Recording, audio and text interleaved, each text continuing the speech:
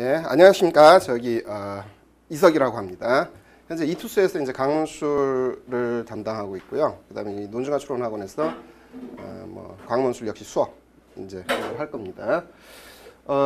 이제 제가 이제 오늘 얘기 드릴 것은 어떤 문제 소개. 그러니까 이 시리즈 같은 경우는 이제 지금 세 번째 챕터가 되는 건데, 실제 우리가 접하게 되는 거, 우리 어떤 일반적으로 알고 있는 것과 어떤 논술 문제나 혹은 면접 문제 어떤 차이점을 갖다가 본질적으로 좀 이해를 했으면 하는 거고, 그다음에 요거는 뭐냐면은 현재 이제 제가 운영하고 있는 네이버 밴드입니다. 그 현재 오늘자로 아까 나올 때 보니까 회원 수가 4,090명이 넘었거든요.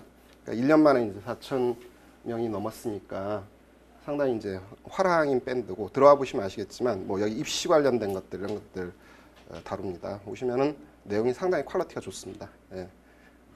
궁금한 거 있으시면 여기다 이제 질문하셔도 되고, 수시든 정시든 뭐 아무거나 심지어는 이제 고등학교 입시까지도 이제 가능한 영역에 해당이 됩니다. 상담을 하시면 여기다 이제 올리시면은 뭐 답변은 이제 뭐 제가 달 수도 있는 거고, 아니면 저희 운영진이 달 수도 있는 거고, 실제로 요새는 어떻게 되냐면 학부모들이 답변을 주로 답니다. 그러니까 정보의 공유가 일어나는 거죠. 원래 이제 그거를 목적으로 만든 거니까. 이거 하나 제가 이제 소개해 드렸고, 본격적으로 이제 얘기 드릴 거 넘어가겠습니다. 자, 일단 우리 어떤 일반적인 상식인데, 그거에 대한 어떤 질문을 한번 던져보는 겁니다. 수능을 대비하면은 논술과 면접도 대비된다. 참이냐 거짓이냐, 어떻게 생각하십니까? 참이기를 원하신다.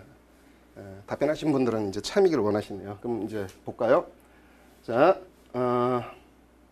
요거는 이제 이게 2년 전이든가 제가 그렇게 기억하는데, 서울대학교의 면접 시험을 봤던 애가 인터뷰에 내놨던 내용입니다.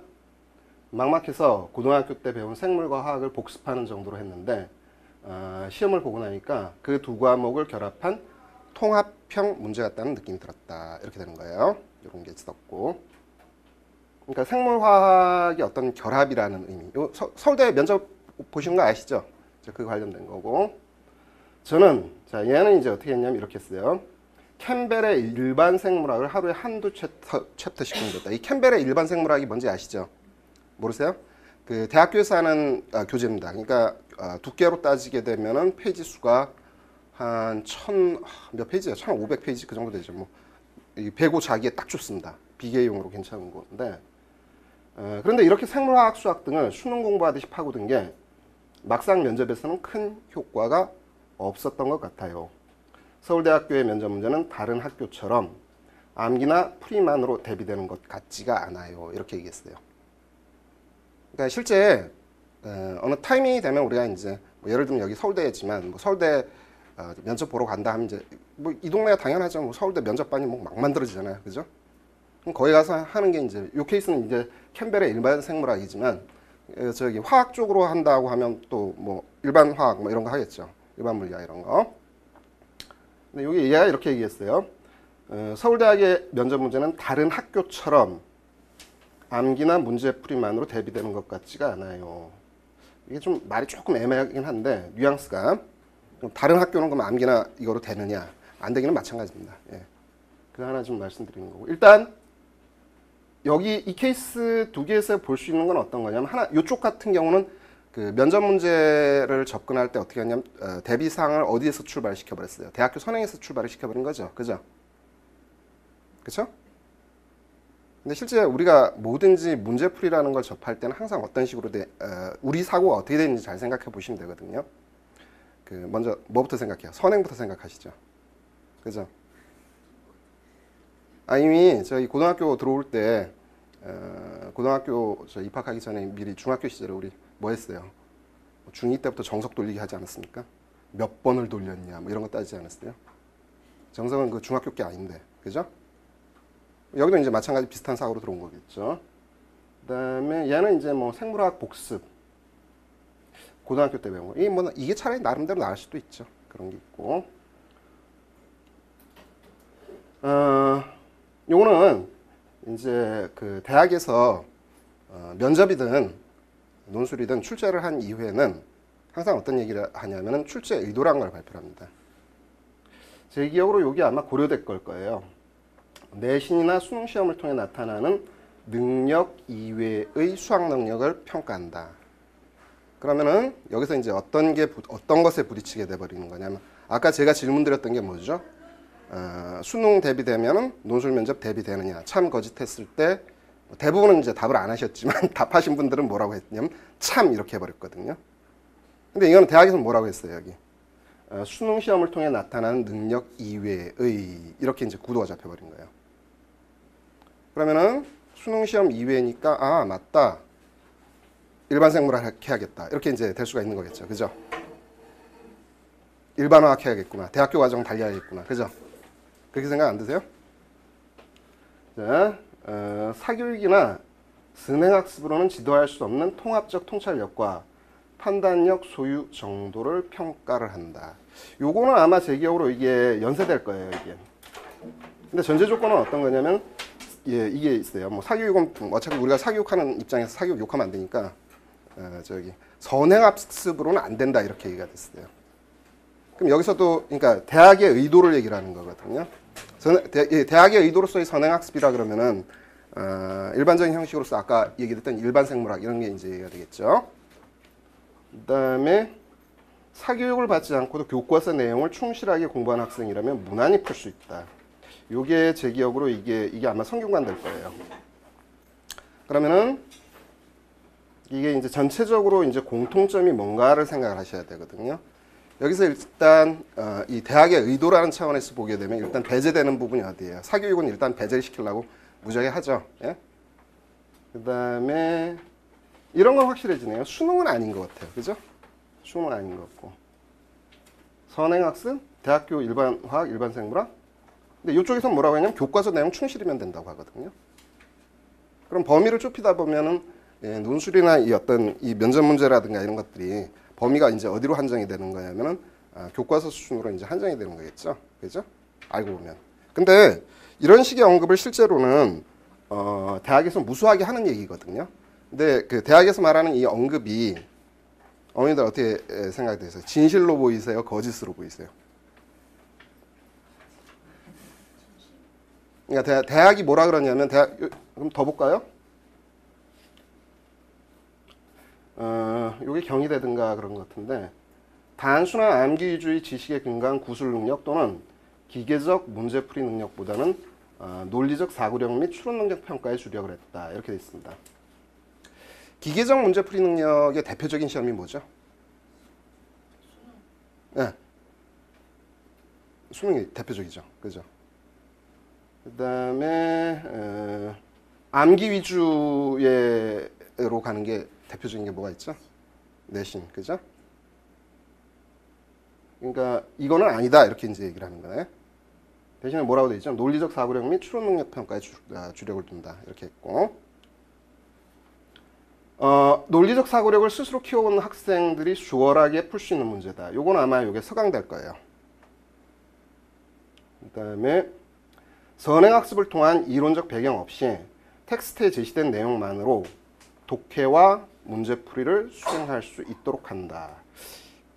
이게 어느 대학인지 지금 생각이 안 나요. 이거는 저 대학 중에 하나일 거예요. 자, 여기서부터 이제 추가적인 설명을 해야 되니까 또 넘어가면 안 되는데 일단 대학교에서 언급한 내용은 어떤 거냐면 아까 저께까지 본 거로 보면은 고등학교 그러니까 뭐 선행학습, 그러니까 대학교 선행학습 이런 건 필요 없다가 얘들의 얘기죠. 대신에 이제 지식 중심보다는 논리적 사고로 하거라 이렇게 이제 얘기하는 거죠. 그죠? 주어진 텍스트에 근거해서 충분히 풀 수 있다 이렇게 얘기를 하는 거죠. 대학교에서 지금 얘기하는 거. 자, 그럼 다시 질문 드릴게요. 자, 이러한 대학의 언급이 참일까요, 거짓일까요?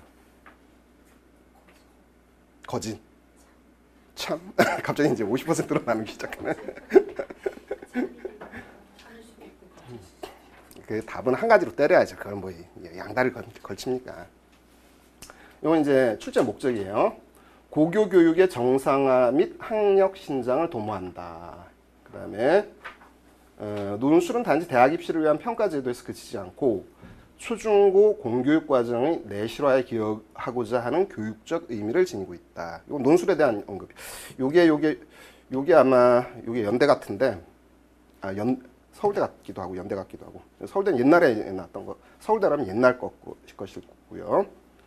그다음에 고등학교 교과과정을 수행한 사람이라면 누구나 쉽게 해석할 수 있는 내용으로서 단순 암기나 전문 지식이 아닌 논리적 사고력을 평가한다. 이렇게 이제 얘기를 하고 있습니다. 이게 뭐냐면은 대학에서 만드는 그 논술이라든지 면접, 구술 면접 문제 어떤 그걸 만들어내는 데 일종의 철학적 배경이에요, 이게. 근데 여기서 우리가 좀 의문시해야 될 게 있어요.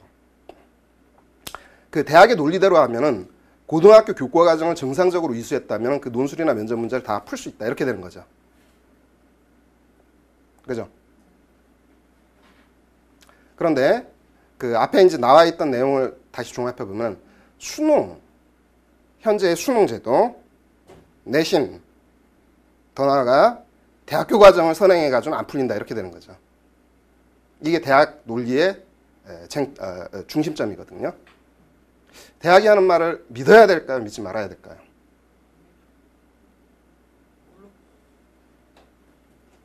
믿지 말아야 될까요?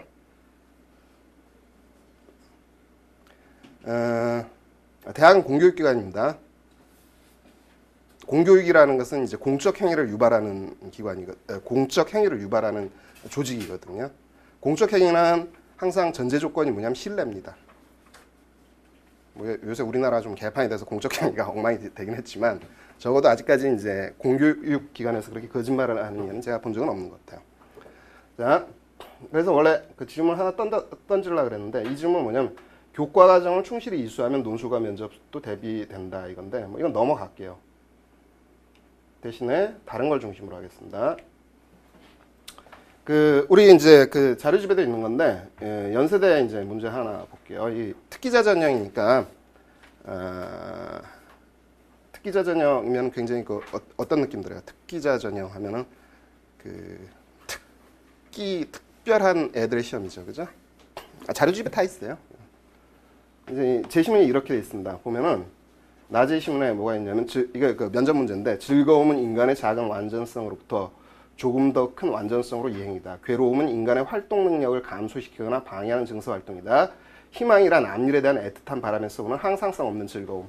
공포란 앞일에 대한 우려에서 오는 항상성 없는 괴로움. 사랑이란 어떤 사물 존재를 아끼고 소중히 여기는 즐거움. 증오란 외적 원인에서 유발되는 괴로움만.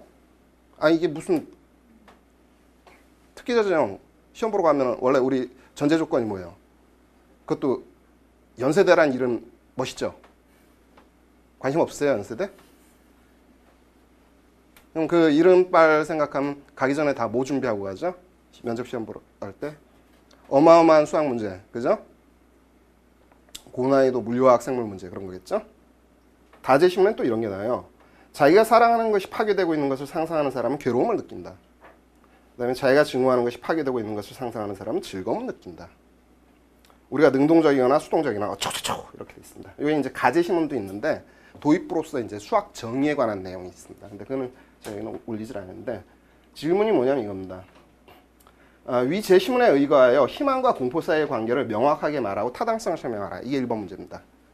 그 다음에 두 번째 문제가 위 제시문에 의거하여 명제, 나쁜 스트레스를 극복해내는 즐거움은 선이다를 증명하거라. 이렇게 돼 있습니다. 자, 대부분이 여기 2015학년도 문제인데 시험 보러 들어갔던 애들 느낌이 어땠을까요? 이미 사전에 이제 준비하고 간 거는 어마어마한 수학, 어마어마한 물리화학 생물. 근데 시험 보러 들어갔어요. 느낌이 어땠을까요? 더군다나 얘들이 이제 우리 특기자 과학공학 인재 계열이니까 주로 어떤 애들이 많았을까요? 우리 좋아하는 게 그거잖아요. 고등학교 구분하는 거 굉장히 좋아하잖아요. 누굴까요? 과거 애들 많이 들어가죠. 일반고도 많고. 예. 느낌이 어땠을까요? 벙쪘겠죠? 어머님들 지금 이 문제에 대해서 어떤 느낌 드세요? 이 문제, 그러니까 이 지금 뭐냐면은 요 위에 거로 얘기하면은 희망과 공포 사이의 관계를 명확하게 말하라 이렇게 돼 있어요. 타당성 설명하라 그랬으니까 이렇게 되는 거예요. 희망과 공포 사이엔 어떤 관계가 있다 이렇게 말하고 타당성 설명이 뭐냐면 증명하라는 겁니다. 앞으로 넘어가 볼까요? 이제 다시 여기에 있는 건데 여기서 희망에 대한 정의가 있어요. 희망은 앞일에 대한 애틋한 바람에서 오는 항상성 없는 즐거움이다 이렇게 돼 있습니다. 공포는 앞일에 대한 우려에서 오는 항상성 없는 괴로움이다. 이렇게 되어 있는 거거든요. 자, 느낌 어떠세요? 이거 풀 수 있어요? 없어요? 풀 수 없을 것 같아요? 근데 일단 생각을 좀 해볼게요. 여기 뭐 대학교 수준의 캘큘러스라는 게 미적분학이라 그러죠. 보이세요? 안 보이세요? 그거 전혀 안 보이죠. 대학교에서 선행된 아까 얘기 나왔던 뭐 캠벨 생물학 이런 거 여기 있어요? 없어요? 그죠? 근데 이거 풀 수 있을까요? 없을까요? 애들이. 풀 수 있으니까 출제했겠죠. 그죠? 어느 수준에서? 고등학교 수준에서.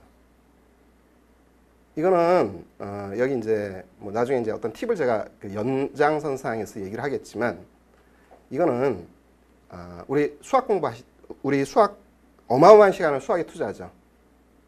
근데 수학의 목적이 뭐죠? 계산 결과를 만드는 게 수학입니까? 아니면 증명을 하는 게 수학입니까?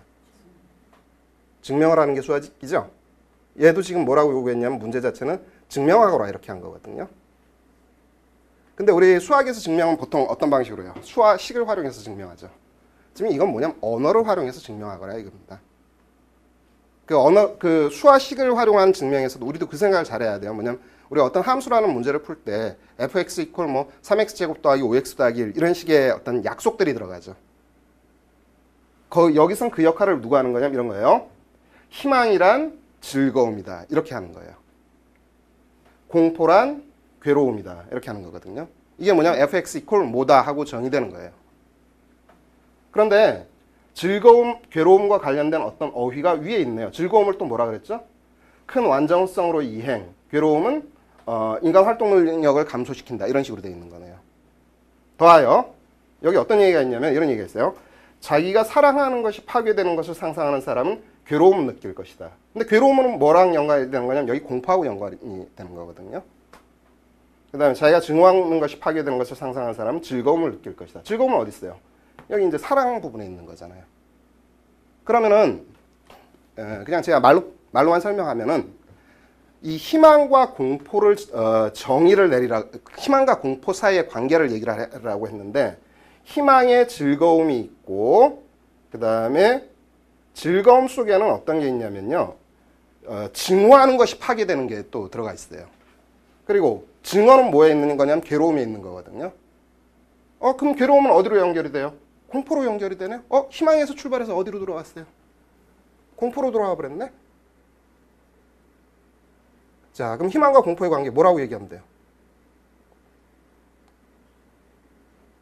지금 제가 설명했잖아요, 이거. 이게 이제 이게 문제풀이 하려면 더 깊게 들어가야 되는데 제가 단순한 수준에서 해버린 거거든요. 희망과 공포는 뭐라고 얘기하면 돼요? 똑같이 제가 지금 여기서 이렇게 했지만 이 즐거움, 그 다음에 증오, 그 다음에 괴로움, 그 다음에 공포 이렇게 넘어갔거든요. 거꾸로 괴로움에서도 어떻게 하시냐면 괴로움, 그 다음에 여기에 괴로움이 있거든요. 사랑이 파괴되는 거 이런 게 있어요. 근데 사랑이 뭐죠? 여기 즐거움에 해당이 되거든요. 즐거움이 파괴돼 버린 거거든요. 그럼 즐거움이 파괴된 거면은 어떻게 되는 거냐면 즐거움 요 희망 쪽이니까 다시 어디로 리턴해 버리게 돼 있어요. 공포로 돌아가는 이 구조가 계속 돌아가게 되는 거죠. 무슨 말이냐면은 희망과 공포가 같다는 얘기예요. 그걸 증명하라는 얘기예요. 그러니까 희망으로부터 공포가 유래되고 공포로부터 희망이 유래된다. 이걸 증명하라는 얘기거든요. 근데 그 앞선 우리 일종의 하여튼 문제풀이에 있어서 가장 중요한 거는 이제 선입관인데 어떤 그 대학교 수준의 선행을 열심히 하고 온 그 선입관 입장에서 봤을 때 이거 봤을 때 어떤 느낌 왔을까요? 벙 쪄버립니다. 나더러 뭐 하란 소리야 이렇게 돼버리는 거죠. 그렇게 됐죠. 근데 본질은 어디에 있었는지 생각해 보세요. 이게 수학에 있었던 거거든요. 수학에 나오는 수식을 지금 뭐로 바꾼 거예요? 전부 다 언어로 바꾼 거거든요. 우리가 수학을 공부하는 이유가 뭐냐면은 계산이라는 부분도 있고 증명이라는 부분도 있지만 어른들 저기 미적분 다 배우셨잖아요. 그죠? 어렸을 때. 근데 시방 저희 콩나물 살 때 미적분 써먹습니까? 안 하시죠? 그냥 그 콩나물 살 땐 그냥 뭐 저기 마트 가서 하면 그냥 돈 달라는 대로 주면 되는 거고, 그죠? 근데 그 수학을 공부하는 이유가 뭔지를 좀 생각을 해야 돼. 왜 그렇게 어렸을 때 많은 시간을 투자하면서 미적분을 공부했는지. 뭔가 쓸모가 있어야 될 거 아니에요, 그죠? 저기 마트에서는 그냥 이렇게 카드로 끌면 되지만 재래시장에 가면 뭘 할 수 있냐면은 흥정이라는 걸 할 수 있습니다, 그죠? 콩나물 한줌 요새 보니까 제가 요새 요리에 관심이 많기 때문에 마트 가서 이걸 자주 사거든요. 1,500원인가 하더라고요, 이만큼이. 재래시장 가면 1,500원 주기 싫죠. 어떻게 해야 돼요? 깎아야 되겠죠. 그냥 그럼 1,500원을 갖다가 1,500원짜리 갖다가 100원만 깎아주세요. 이래야 되겠습니까? 아니면은 콩나물이 보아하니 지금 꽁다리들이 좀 너무 길다. 이건 좀 그렇지 않냐. 100원만 깎자. 어느 게 더 정당한 거죠? 두 번째 거죠. 두 번째 거에서 뭐를 해버렸죠, 제가? 논증을 한 겁니다, 논증을. 그죠? 수학을 공부하는 이유가 뭐에 있는 거냐면 논증 속에 있는 겁니다. 그리고 이 논증이라는 것은 수학 자체로만 성립이 되는 게 아니라 모든 영역에 다 성립이 되는 거거든요. 그 학문이라는 것 자체는 기본적으로 논리로 구성이 돼야 됩니다. 논리가 성립이 되지 않는 건 그건 우리가 학문이라 하지 않고 그걸 뭐라 그러죠? 기술이라고 하는 거죠. 그러니까 기본적인 어떤 로직, 논리 체계가 있으면 거기에 국어의 살을 붙이면 그게 국어가 되는 겁니다. 물리의 살을 붙이면 물리가 되는 거고. 이 케이스 같은 경우는 바로 전형적인 어떤 너의 어떤 그 논리력을 여기다 표현해 봐라 하는 부분인데, 완전히 그 뒤통수 맞는 기분 들죠. 이런 거 이제 보면. 자, 넘어갈게요, 이제. 논술 문제도 하나 봐야죠. 제가 이제 아까 어떻게 얘기를 했냐면, 희망과 공포에 대해서 어떻게 얘기를 했냐면, 이렇게 얘기를 했어요. 희망과 공포는 같은 관계다, 이렇게 얘기했어요. 처음에 출발할 때는 어떻게 시작을 하는 거냐? 한쪽은 즐거움이고 한쪽은 뭐예요? 괴로움이니까 서로 어떤 관계죠?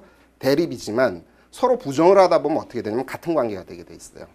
자, 논술 문제 하나 보여드릴게요. 이게 2015학년도 연세대학교 생물에 출제됐던 논술 문제입니다.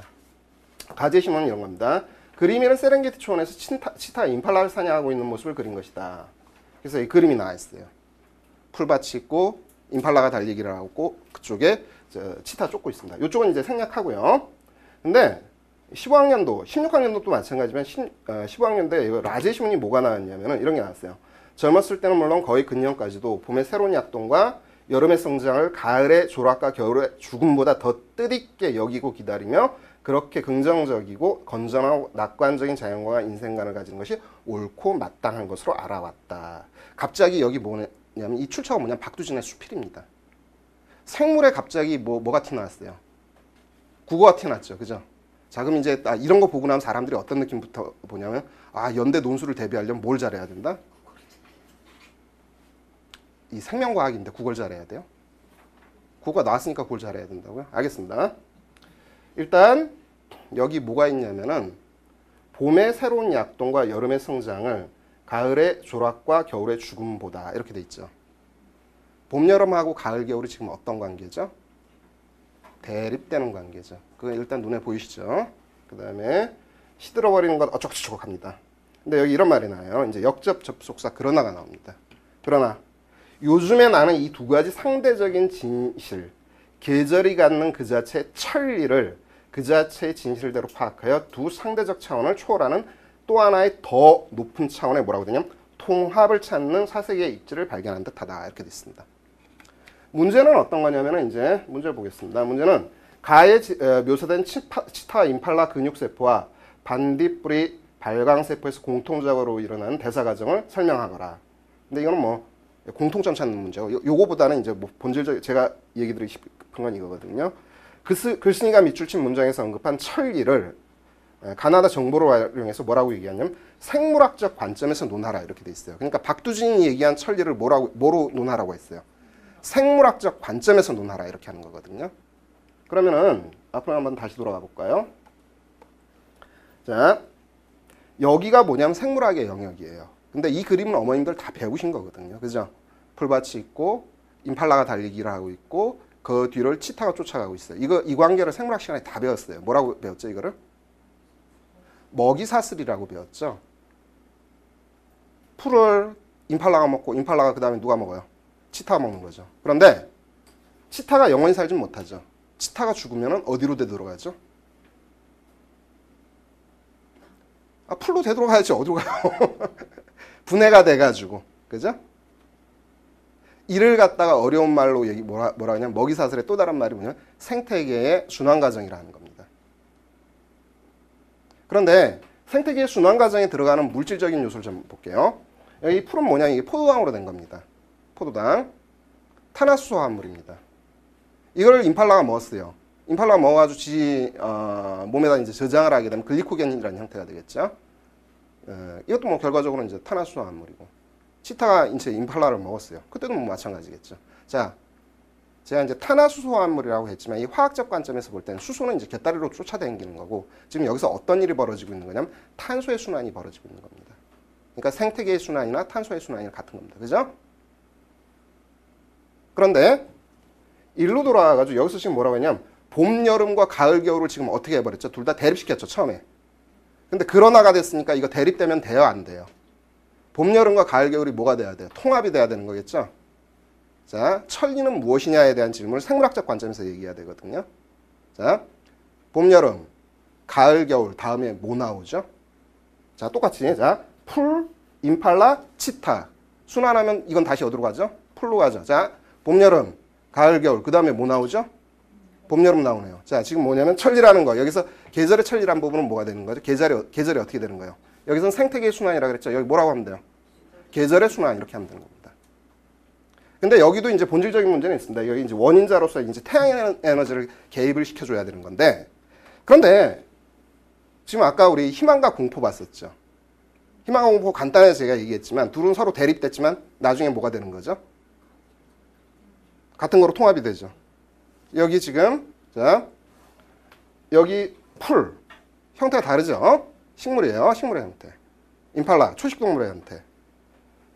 치타 육식동물의 형태. 포식자의 형태죠. 순환하는데 여기에 가장 메인이 되는 건 뭐냐면 탄소 자체가 지금 뭐 하고 있는 거죠? 순환하고 있는 거죠.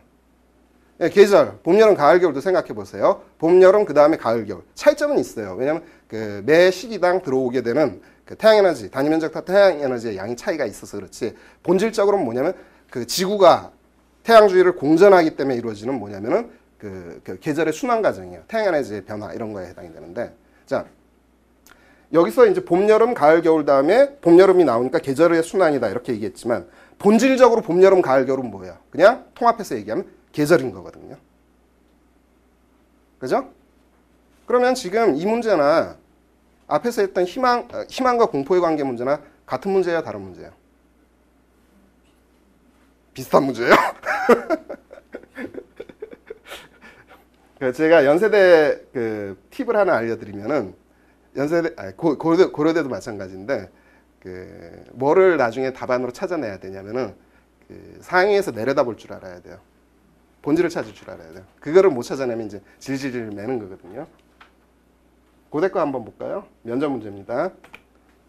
가제심은 이겁니다. 액체와 기체를 가열하면은 가열된 물질은 가벼워져 위로 올라가고 차가운 물질은 아래로 내려오면서 전체 온도가 올라가게 되는 현상을 대류라고 한다 하면서 대류 설명이 나와요. 우리 그 대류라는 현상 아시죠? 라면 물 끓일 때 이게 이렇게 도는 거니까. 그 다음에 낮으시면 볼까요? 유전이라는 현상이 염색체에 있는 DNA에 의해 지배된다는 사실이 알려지면서 생물학은 엄청나게 발전했다. 현재 DNA를 복제해서 동일한 생물 개체를 만들어낼 수 있다는 사실이 널리 받아들여지고 있다. 이와 관련된 분야를 연구하는 학문이 유전학이며 유전학은 멘데리오 블라블라. 이건 그 교과서 제시문 가져온 겁니다. 자, 질문 들어갑니다. 제시문 가와 나를 자, 가에는 어떤 현상이 설명이 된 거냐면 대류가 설명이 됐어요. 나에는 뭐냐면 유전이 나왔거든요. 가와 나를 공통으로 설명할 수 있는 하나의 단어를 찾아내고 이와 유사한 자연현상이나 법칙을 설명하거라 이겁니다. 자,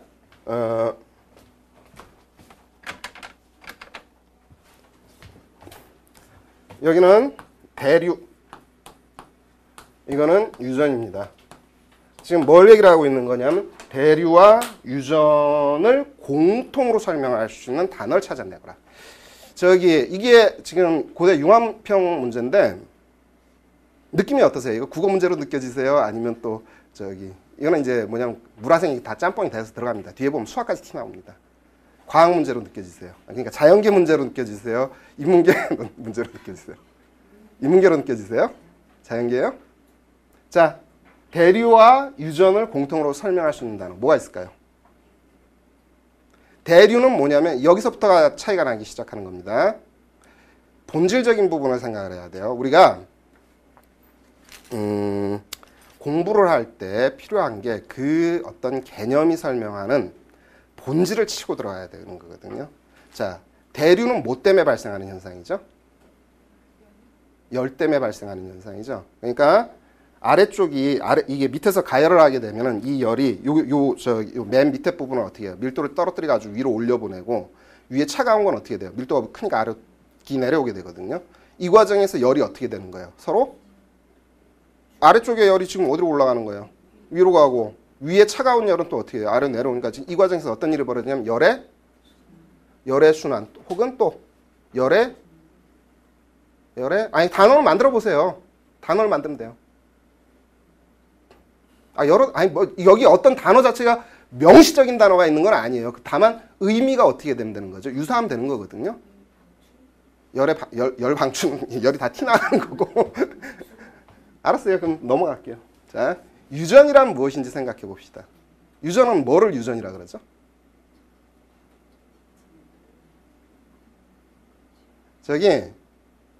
그 유전 현상은 어떻게 일어나냐면은 저하고 누구 사이에 일어나냐면 제 새끼 사이에 일어나는 겁니다. 그죠?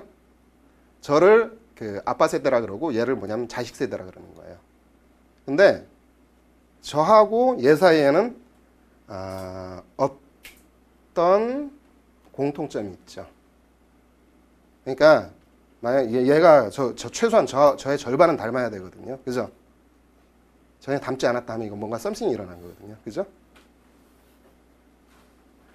그러니까 어머님들도 다 경험하잖아요. 애가 다 누구랑 비슷하게 생겼어요? 아빠만 알고 엄마하고도 비슷하게 생겼어요. 그죠? 그걸 우리가 얘기를 뭐라 그러냐면 형질이라 그러는 겁니다. 그러니까 내 새끼가 저는 머리카락 색깔이 까만데 내 애가 갑자기 노랑머리가 나오면 이거 뭔가 의심스러워지잖아요. 그죠? 저는 혈액형이 O형이거든요. 근데 애가 만약에 A형이라든가 이런 게 나오면 뭔가 썸씽 뭐 이래가면서 막 이제 집안 분란이 일어날 수가 있어요. 그죠? 근데 그런 일 잘 안 일어나죠. 왜냐하면 내가 가지고 있었던 이 형질이 그대로 어디로 넘어가는 거예요? 애한테 넘어가기 때문이거든요. 그러니까 유전을 정의하라 그러면은 이걸 뭐라고 얘기하냐면 형질의 전달 현상이라 그러는 거예요. 자, 대류로 다시 돌아올게요. 열의 전달. 그죠? 그러면 이걸 두 개를 동시에 설명할 수 있는 단어는 뭐가 되는 거냐면 전달이 되는 겁니다. 전달이라고 하셔도 되고 어떻게 해도 되냐면 이렇게 하셔도 돼요.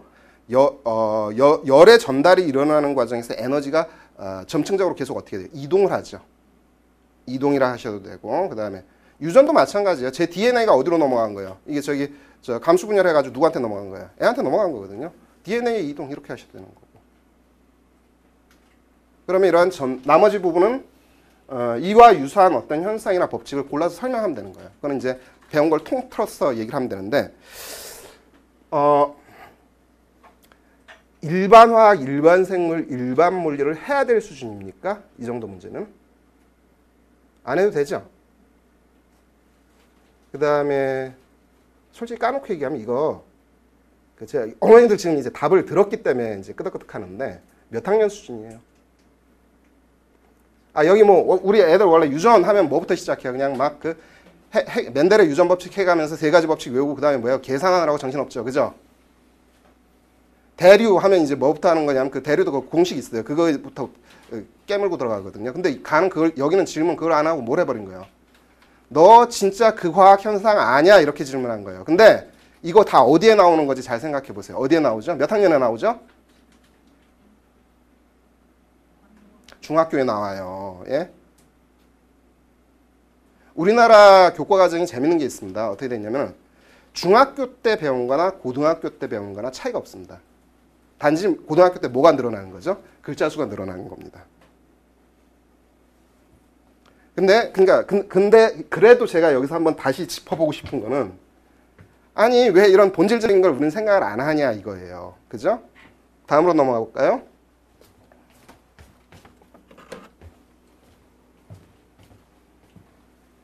이건 그 다음 제시문입니다.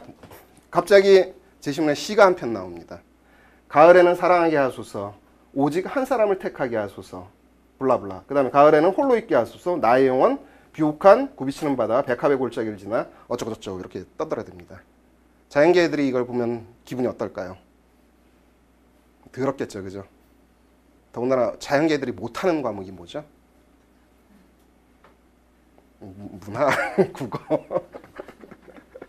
라제 신문은 이건 이제 교과과정 바깥입니다. 그 당시에 출제될 때는 교과과정 내지만 지금은 이제 벗어난 건데, 집합 S를 실수 집합 R의 부분 집합이라 하자. 집합 S에 정의된 연산 도트가 임의의 두 원수 A, B에 대해서 뭐 이론을 만족한다고 하자. 블라블라 이제 떠들어댑니다. 그러면서 여기서 뭐가 나오냐면 어머님들 그 저기 항동원 여건 아시죠? 어렸을 때 다 배웠으니까 그 얘기가 나옵니다. 그러니까 집합 S의 항동원이라 하면 항동원 정의에 의해서 요렇게 되므로 어쩌고다 이렇게 됩니다. 그러면서 이런 말이 나옵니다. 이쪽에 예를 들어 S 이퀄 R이고 이퀄이 아니구나. 이 포함적으로 해야 되는데 A 도트 B가 이거라 하면 0은 집합 S에 존재하는 연산 도트에 대해 유일한 항동원이 된다. 이런 말이 나와 있어요. 일단 그 문제 넘어가기 전에 두 제시문을 같이 설명할 수 있는 단어가 뭐라고 생각이 되죠? 저기 항등원은 자 항등원 유일합니다. 자 여기 어떤 말 나와 있어요? 홀로. 오케이 됐죠? 자 질문은 뭐냐면 이겁니다. 제시문 다와 라를 읽고서 두 제시문과 상반되는 하나의 단어를 찾아내라. 자 그러면 홀로와 유일은 같은 말이라고 취급할 수 있죠. 유일, 유니크. 반대말 찾으라는 얘기예요. 뭐라고 하면 돼요? 유니크의 반대말이니까. 유일의 반대말이니까. 저기 책 좀 열심히 읽으셔야겠네. 저기 독서가 중요합니다. 예? 요새 학생부 종합에서 독서 중시하는 거 아시죠? 이게 이제 또 잔소리가 되는데 이 대치동에 어머님들이 보통 들어오시는 시점이 중2 때예요. 그죠? 중2 때 보통 들어와요. 목적은 뭐냐면 대학을 잘 가려고. 그래서 이제 딱 들어서 대치동이 좋은 게 뭐예요? 여기 사교육이 메카 아닙니까? 그죠? 학원이 지금 이게 한 몇 개가 있더라? 등록된 학원이 1,700개인가? 1,800개인가? 아마 그 정도 되죠, 여기에. 요 인근 고등학교는 17개밖에 안 되는데 학원 숫자는 그만큼 있어요. 네? 그리고 이제 학원 다녀야 되니까 이제 뭐부터 시작을 하냐면은 야, 대학 가야 돼. 저기 책 읽는 거 끝 이렇게 합니다. 근데 하필은 중2 때가 뭐죠? 애들 독서 능력이 피크 치면서 올라갈 때예요. 그때 뭘 해버리냐면은 책 읽으면 안 돼 하면서 이제 열심히 학원 왔다 갔다 이걸 이제 강조를 하죠. 그런데 요새 학생부 종합은 뭐를 중시하죠? 독서 중시하잖아요. 일부 대학은 독서 고려를 안 하는데 독서 중시하는 대학이 전반적이에요. 내가 지금 무슨 짓을 한 거야? 이렇게 돼버리는 거지. 너무 아픈 데를 찔렀나요? 많은 수가 그렇습니다. 요새 제가 이제 전화 상담이 많이 들어오는데 참 그 한을 토로하는 분들이 많죠. 특히 이제 이 대치동을 갖다가 아주 그냥 어머님들 고려대학교 이쁘세요? 아니면 미우세요? 밉죠. 특히 2학년 엄마들은 죽여버리고 싶은 게 고려대학이에요. 고3 엄마들이야 빨리 이번에 빨리 해쳐야 돼요. 오래 가면 힘들어요. 그래서 여기는 이제 유니크, 그러니까 유일성의 반대말 다양성을 찾아내면 돼요. 그리고 이 단어와 과학적 개념 세 개를 연관시켜 설명하라 이렇게 하는 겁니다. 그럼 과학적 개념으로서 다양성이 들어갈 만한 것들을 생각해 보시면 돼요. 대표적인 거로 뭐가 있죠? 과학적 개념 중에 제가 왜 이 얘기를 하냐면 그 다음 문제를 넘어가기 위해서 그렇게 하는 거거든요. 종다양성 이런 거 있잖아요. 종다양성, 또 물질의 다양성 이런 것도 있어요. 그러니까 종다양성은 어떤 거예요? 그 다윈의 이론이죠. 다윈이라고 들어보셨어요? 제가 너무 무시하나요? 다윈의 이론, 다윈의 종다양성이 뭐예요? 그 진화 이론이잖아요. 35억 년 전 최초의 지구상에는 오로지 유일한, 그러니까 생물 공통의 조상이 있었어요. 어떤 세포가 하나 있었거든요. 가가 나중에 어떻게 되는가요? 분열하면서 이게 다양한 종으로 진화를 한 거잖아요. 그게 여기에 있는 우리들이거든요. 자, 문제 1과 2에서 찾아낸 두 단어를 주제로 삼아 삶의 의미에 관한 자유롭게 얘기해 보시오. 이렇게 돼 있습니다. 문제 1에서 찾아낸 게 어떤 거냐면은 전달입니다. 2에서 찾아낸 게 뭐냐면 다양입니다. 삶의 의미 이렇게 돼 있어요. 삶의 의미라는 말이 나오니까 와 학생부 종합 전형이다. 이제 이렇게 보죠. 원래 학생부 종합 전형에 면접 있잖아요. 그 면접 시험 볼 때 어떤 얘기들 많이 하냐면 뭐 일반 면접 서울대 연대 고대는 일반 면접 아닙니다. 여긴 재시험 면접입니다. 근데 대부분의 대학은 이제 일반 면접 보는데 삶의 의미 이런 말 나오면 이제 딱 그 삶이란 거 굉장히 추상적인 개념이잖아요. 그죠? 그거에 대해서 뭐 내가 아는 대로 잘 떠들면 되겠지 했는데 일단 제한 조건은 하나 걸려버렸어요. 뭐가 걸려버렸죠? 내 마음대로 삶의 의미를 얘기하는 게 아니죠. 뭘 가지고 얘기를 하는 얘기예요? 네, 전달과 다양이라는 개념으로 삶의 의미를 얘기하거라 이렇게 하는 겁니다. 그런데 이때 문제풀이를 어떻게 해야 되느냐? 제일 중요한 게 뭐냐면은 이런 식의 질문에서는 저기 삶의 의미가 삶의 의미 자체가 저게 질문이긴 한데 그냥 삶의 정의를 내릴 수가 있어야 돼요. 그리고 그 속에 뭐가 들어가야 되냐면은 전달과 다양이 들어가야 되는데 느낌은 어떤 식의 느낌이 많이 들냐면 여러분 저 두 단어를 넣어가지고 글짓기 하면 되겠구나. 논술이든 면접이든 특징이 있는데 우리가 많이 착각하는 것 중에 그런 게 있어요. 우리가 워낙 사고방식 자체가 객관식 시험에 쩔어서 그런지 몰라도 어떤 생각들을 많이 하냐면은 맞추느냐 틀리느냐 이거 굉장히 중시합니다. 그리고 답이 무엇이냐 이런 거 굉장히 중시합니다.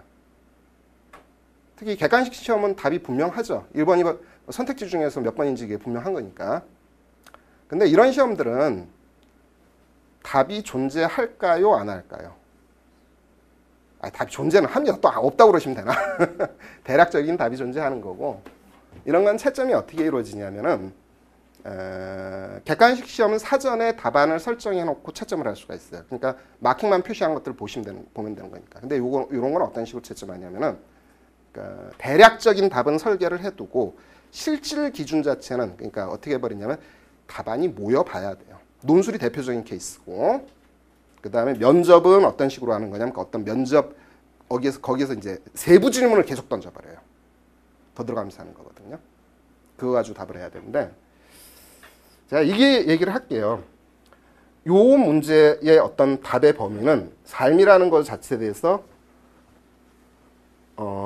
굉장히 제한적인 답을 요구를 하고 있는 겁니다. 무슨 말이냐면 자 아까 제가 종다양성 얘기를 했어요. 종다양성이 뭔지를 잘 생각해 보세요. 처음에 유일했던 공통조상으로부터 다양한 종이 분화가 돼버렸죠. 다양한 종이 분화가 될 때 어떤 상황이 있었냐면 환경의 변화에 적응하는 진화라는 과정이 있었어요.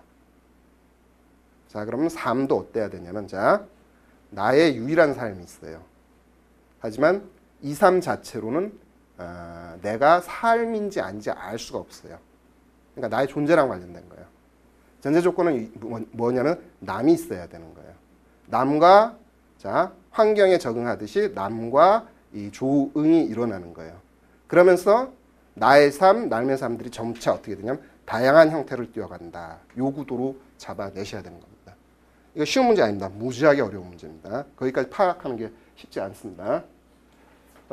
그래서 이게 생물 쪽 관련된 거하고 통합 하나 봤으니까 심심하실 테니까 화학도 좀 볼게요. 연대 논술 문제인데 제시문은 뭐 그렇게 의미 있는 건 아니고 여기에는 이제 MOF라는 물질이 등장합니다. MOF라는 물질은 이거 고등학교 교과과정 내에 존재하지 않습니다. 그 메탈 오가닉 프레임이라 그래가지고 금속이온과 유기분자를 이용한 다공성 물질이라고 정의해야 되는 거거든요. 근데 이 문제가 출제가 됐을 때 MOF라는 이게 나와버리니까 언론에서 뭐라고 했냐면 고등학교 교과과정을 벗어났다. 연세대는 근데 항상 이렇게 나와요. 뭐 MOF 뭐 또 뭐죠?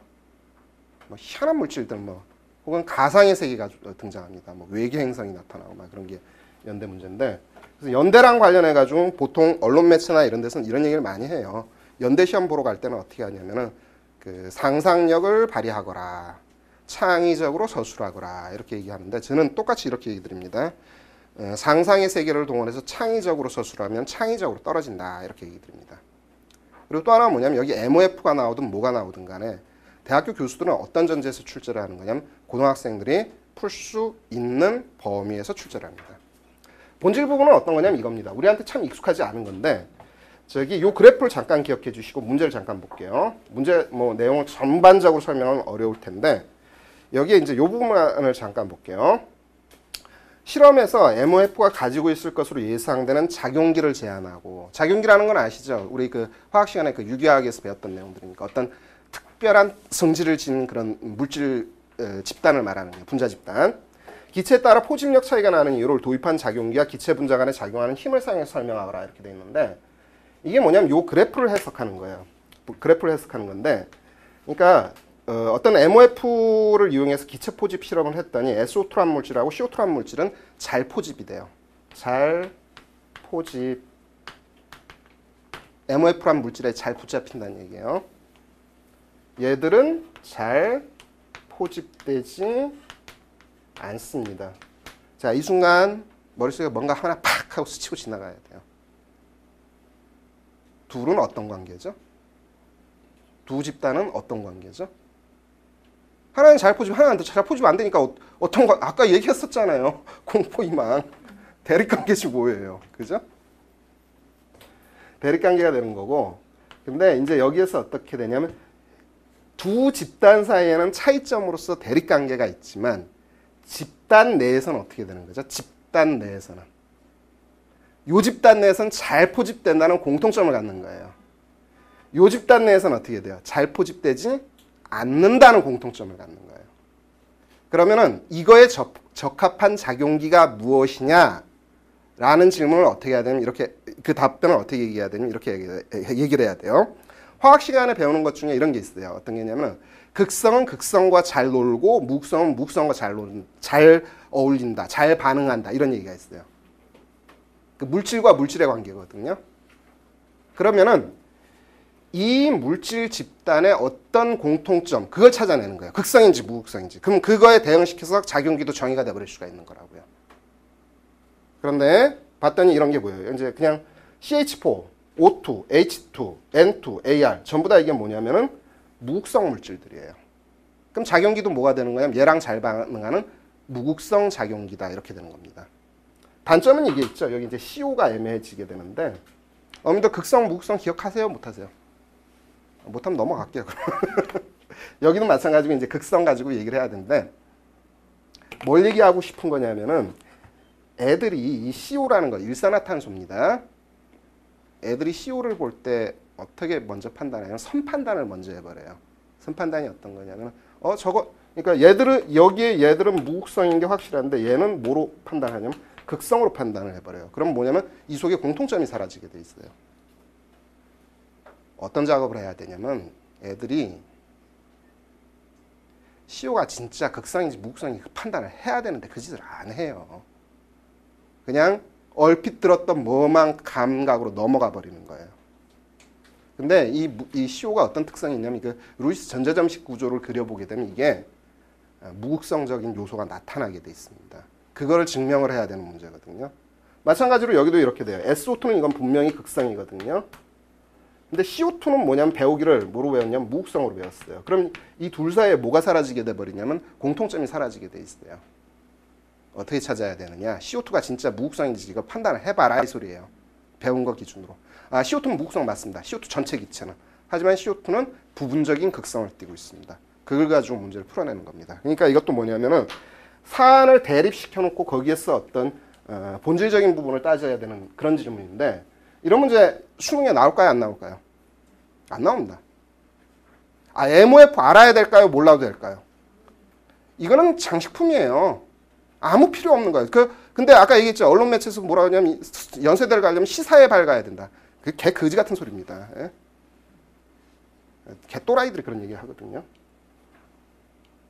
아이고 다 끝나버렸네. 일단 연대 것만 가지고 저걸 했는데 이 문제 설명을 해드리는 이유는 어떤 거냐면 자 다시 이제 원위치로 들어와서 이제 질문을 합니다. 수능을 잘하면은 대비할 수 있다. 참 거짓. 수능 대비로 커버된다. 참 거짓. 그 자신 있게 얘기 못 하시는 이유가 뭐냐면은 지금 그동안 나를 속여왔거든요. 근데 그걸 인정하기가 싫은 거예요. 근데 그걸 인정할 때 우리는 행복해지게 됩니다. 수능으로 대비 못 하겠죠? 교과 과정을 충실히 하면 대비 된다, 안 된다? 안 된다? 문제점이 뭐냐면은 아까 이제 논술과 관련돼서 제가 출제의도를 제가 보여드렸지만 우리나라 지금 그러니까 교과 과정이란 말 자체가 좀 애매하긴 한데 우리나라 교과 과정은 교육부에서 기본적으로 만든 틀이 있습니다. 그 틀은 굉장히 과학적이고 좋은 내용을 담고 있습니다. 근데 일선 고등학교에서 그 수업 시간에 그런 어떤 뭐 예를 들면 토론 수업이라든지 수행 평가라든지 이런 것들이 다 교과 과정 속에 들어있는 것들이거든요. 근데 일선 고등학교에서 수행 평가 중심으로 혹은 토론 중심으로 수업할까요, 안 할까요? 안 하죠. 다 일선 고등학교에서 수업 시간에 뭐 하고 있습니까? EBS 문제풀이 하고 있습니다. 예? 그 아까 앞에서 얘기했던 어떤 출제 의도 쪽의 부분이 뭐냐면 대학교는 고등학교에다가 시그널을 보내고 있는 겁니다. 교과 과정을 정상화시키거라 하는 겁니다. 근데 정상화가 쉬울까요, 어려울까요? 어렵다 이렇게 막 얘기하셨는데 원인은 뭐 때문에 어려울까요?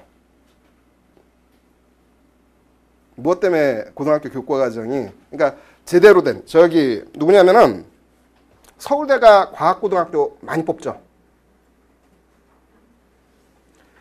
과거 애들 수능 잘 볼까요? 못 볼까요? 과거 애들은 수능 준비할 시간이 없어요. 다들 수능 준비 타이밍은 10월 한 달 하고서 수능 시험 보러 가니 뭐 답이 나올 리가 없죠. 근데도 뭐 과거에서 뭐 수능 잘 봤다 하면 그거 재수한 놈들이에요. 전부 다. 대부분이 그렇게 되는 거고.